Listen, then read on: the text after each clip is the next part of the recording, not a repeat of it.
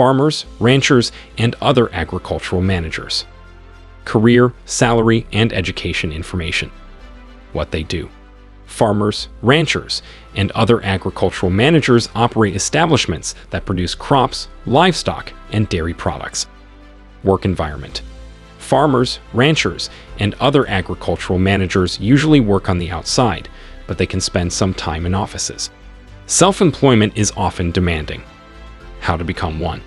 Agricultural managers usually have at least a high school diploma and typically gain skills through work experience. Salary. The median annual wage for farmers, ranchers, and other agricultural managers is $71,160. Job outlook. Over the next 10 years, agricultural managers are expected to fall by 6%.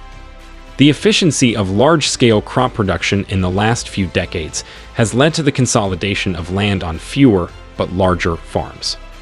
Job skills. Knowledge of marketing, economics, farm operations, and agricultural processes, good communication, and decision-making skills. Thanks for watching. To get the latest videos related to career and education, please subscribe to our channel. If you like this video, kindly share this with your friends and family. Don't forget to hit the like button. If you have any queries, please comment in the comment section.